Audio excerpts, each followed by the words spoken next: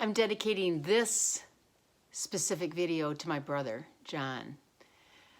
John was one of a kind, and he would have loved being involved in doing YouTube videos. He was unbelievably creative, and he would keep humor in his life no matter what. He used to wear a Mickey Mouse t-shirt under his three-piece suit when he was in computers because he wasn't a computer guy. He hated it. But it was like his little rebellion.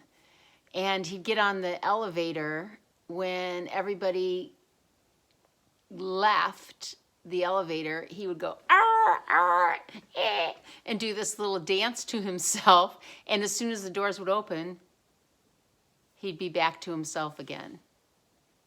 So doing your own little quirk or your own little secret or your own humor can lift you up.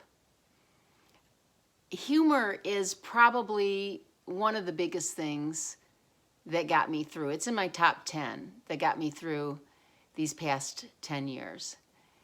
And one of them was when the ambulance came for Peter one time. He was on the ground and he thought that something had happened to his shoulder. So he was telling the firemen that his vulva had been broken or was hurt. And the firemen were being very professional and keeping straight faces. And I said, "No, honey, I think you got the wrong part there." And we all laughed. And Peter's like, "Oh, no, that's not what I meant." When my mom had her stroke, first, my dad's name is Fred. When my mom had her stroke, she would mix up words all the time. And this one instance, I walked into her rehab and I said, "What'd you have for breakfast?" And she said, "Oh, I had a porn roll." I said, "A porn roll?" She goes, "Oh, you know what I mean, a piece of Fred." Seriously, you gotta laugh at yourself. You gotta laugh at the absurdity of what's happening in your life.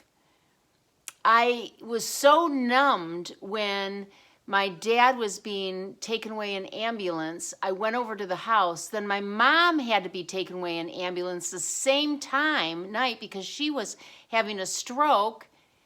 And my sister and I just looked at each other. We go, "Well, 2 for 1.